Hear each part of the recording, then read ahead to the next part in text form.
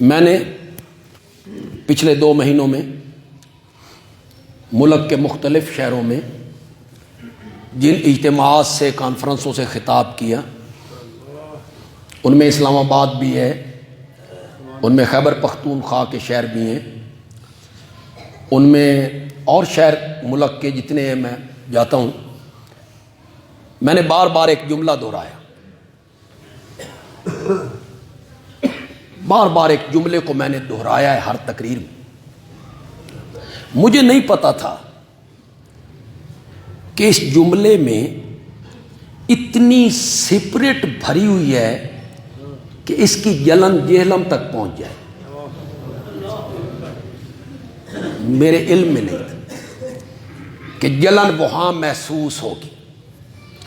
اسی جملے کو بنیاد بنا کے جیلم کے مرزا نے میرے خلاف ایک کلپ وائرل کی، جس میں سب سے پہلے اس نے کہا کہ میں اس عالم کا نام نہیں لوں گا کہ میرے پائے کا نہیں، لیکن اس کے ساتھ اس نے یہ مانا کہ اپنا طبقہ اور اس کا اپنا مسلک جو ہے اس میں وہ ٹاپ پر ہے، اپنے مسلک میں اپنے طبقے میں وہ اس وقت ٹاپ پر ہے، لیکن میں اس کا نام نہیں۔ پھر میرا کلپ چلا دیا کہ خود دیکھ لو کہ کون ہے۔ پھر اس نے میرا کلپ چلا دیا، وہی کلپ جس میں میں نے وہ بات کہی تھی۔ میں نے کہا کہ تجھے جیلم دی کھڈ تو باہر نکلن دی تجھے توفیق نہیں ملی، اور میں ملک کے کونے کونے میں پھر کے رب کا قرآن سنا رہا ہوں۔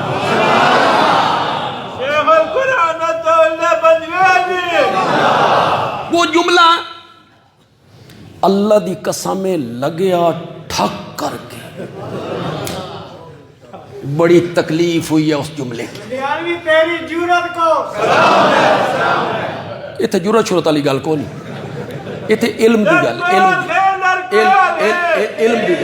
علم دی گل ہے۔ وہ میرا جملہ، میں اس جو کلپ ہے اس کا جواب انشاءاللہ کل اس کا میں جواب دوں گا، ایک قسط میں بھی نہیں دوں گا، 2-3 قسطوں میں دوں گا۔ میں بتاؤں گا کہ یہ شخص قرآن سے کتنا جاہل ہے،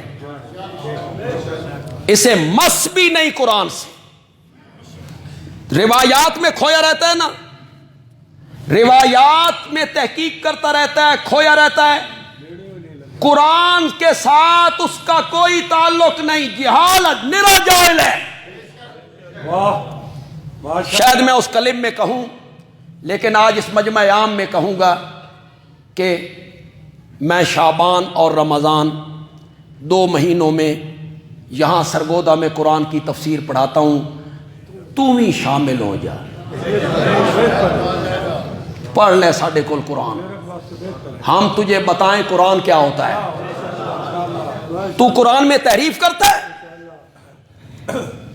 قرآن میں جن آیتوں میں منافقین کا ذکر ہے وہ صحابہ پہ فٹ کرتا ہے۔ وَمِنْ أَهْلِ الْمَدِينَةِ مَرَضُوا عَلَى النِّفَاقِ، وہ کہتا ہے صحابہ کی ایک قسم یہ بھی ہے، اِنَّا لِلَّهِ وَإِنَّا إِلَيْهِ، تو صحابہ پہ تنقید کرتے کرتے یہاں تک جا پہنچا۔ وَمِنْ أَهْلِ الْمَدِينَةِ مَرَضُوا عَلَى النِّفَاقِ، مدینے میں کچھ لوگ ہیں جو نفاق پر چل رہے ہیں، صحابہ کی ایک قسم یہ بھی ہے۔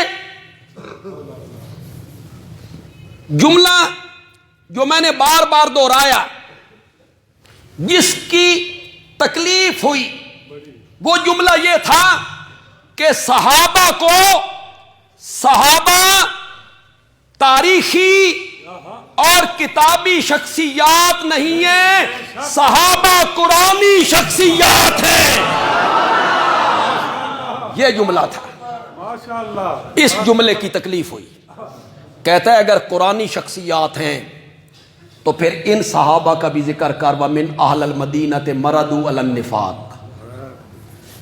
14 صدیوں میں کسی مفسر نے اس آیت سے صحابہ مراد لیے؟ ہے تجھ میں جرت؟ کسی ایک مفسر کا حوالہ پیش کر جس نے وَمِنْ أَهْلِ الْمَدِينَةِ مَرَضُوا عَلَى النِّفَاقِ سے صحابہ کا گروہ مراد نہیں. کہتا ہے ان کو بھی صحابہ کہا گیا ہے, ان کو بھی صحابہ. کیسے؟ حضرت عمر نے اجازت طلب کی کہ یا رسول اللہ مجھے اجازت دے دو, بے ادب ہے, میں اس کو قتل کروں. آپ نے فرمایا عمر ایسا نہ کر, لوگ کہیں گے محمد اپنے ساتھیوں کو قتل کرتا ہے, لوگ کہیں گے محمد اپنے ساتھیوں کو قتل کرتا ہے, تو یہ بھی تو ساتھی تھے. میں نے کہا واہ, میرے آقا کا ارشاد تو پڑھ. میرے آقا کیا کہہ رہے ہیں؟ میں کہتا ہوں کہ میرے ساتھی ہیں. میرے آقا نے کیا کہا؟ لوگ کہیں گے. لوگوں کا کہنا اور میرے نبی کا کہنا تو نے برابر کر دیا ہے. صحابہ کتابی شخصیات نہیں ہیں. ہم نے صحابہ کو فلاں عالم نے یوں کہا, فلاں عالم نے یوں کہا, فلاں مفسر نے یوں کہا, فلاں مورخ نے یوں کہا, فلاں محدث نے یوں کہا, فلاں فقیہ نے یوں کہا, فلاں پیر نے یوں کہا, فلاں ولی نے یوں کہا. ہم نے صحابہ کو اقوال رجال میں نہیں دیکھنا, نہیں دیکھنا, ہم نے قرآن کے فرمان میں دیکھنا ہے. ہم نے یہ نہیں دیکھنا کہ فلاں مورخ کیا کہتا ہے, ہم نے یہ دیکھنا ہے کہ میرا رب قرآن میں میرے صحابہ, میرے نبی کے صحابہ کے بارے میں کیا کہتا ہے. کہتا ہے کہ وہ مولوی کہتا ہے صحابہ قرآنی شخصیات ہیں, قرآنی شخصیات ہیں, تو جن صحابہ کا تو دفاع کرتا ہے انہاں دا نام قرآن وچ ہے, ان کا تو نام قرآن میں نہیں ہے. میں نے کہا صرف حضرت زید کو چھوڑ کر 1,00,000 سے زائد صحابہ ہوئے ہیں, دوسروں کا نام قرآن میں ہے. چلو حضرت معاویہ کا نہیں, عمر بن العاص کا نہیں, مغیرہ بن شعبہ کا نہیں, جن کا ہم دفاع کرتے ہیں. تو بول حضرت حسین کا ہے, حضرت علی کا ہے, حضرت صدیق اکبر کا, حضرت فاروق اعظم کا, عثمان ذو النورین کا, طلحہ و زبیر کا.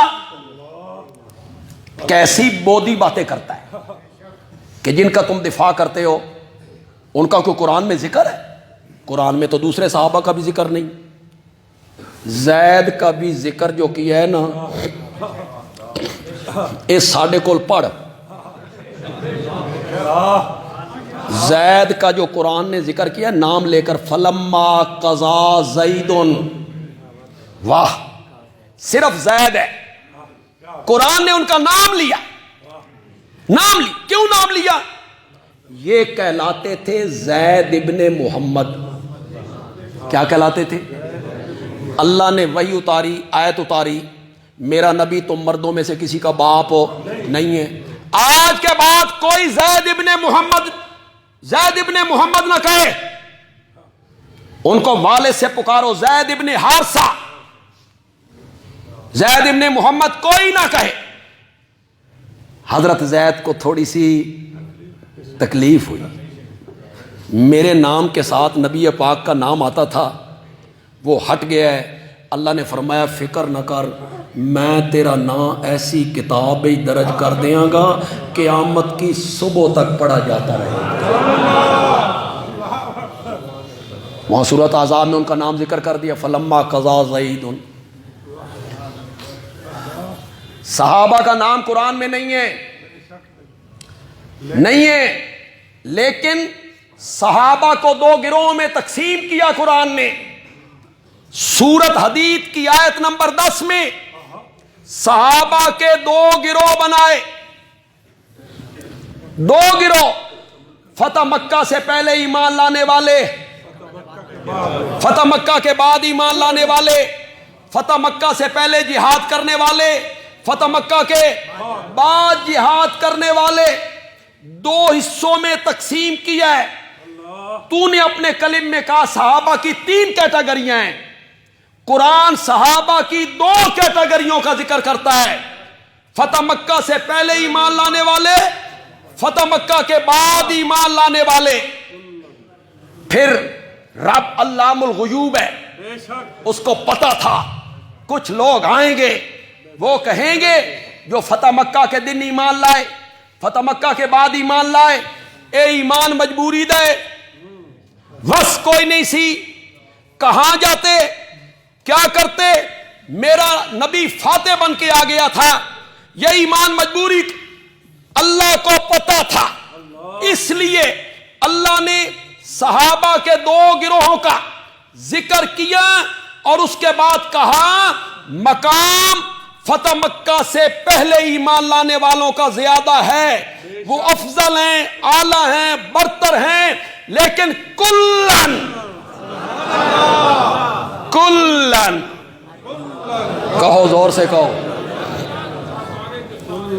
اللہ تمہیں قیامت کے دن صحابہ کے ہاتھوں جام کوثر پلائے، نبی پاک بھر بھر کے دے، صحابہ تقسیم کرنے والے ہوں، اللہ کرے ہم پینے والے ہوں، تو صحابہ سے ذرا کر کلن کلن وعد اللہ الحسنى،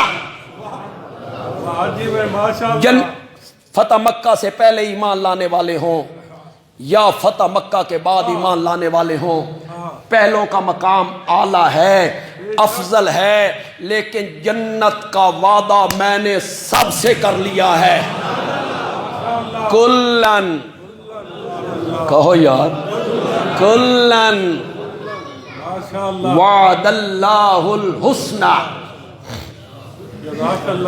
تو یہاں وَمِنْ أَهْلِ الْمَدِينَةِ مَرَدُوا عَلَى النِّفَاقِ اس کو صحابہ پہ فٹ کرتا ہے، یہ بھی صحابہ کا ایک گروہ تھا، اس میں منافقوں کا ذکر ہے، میں اپنے کلم میں اس کا تفصیلی ذکر کروں گا، آپ اس کا انتظار کریں، میں ان تینوں آیتوں کا تفصیل کے ساتھ ذکر کروں گا۔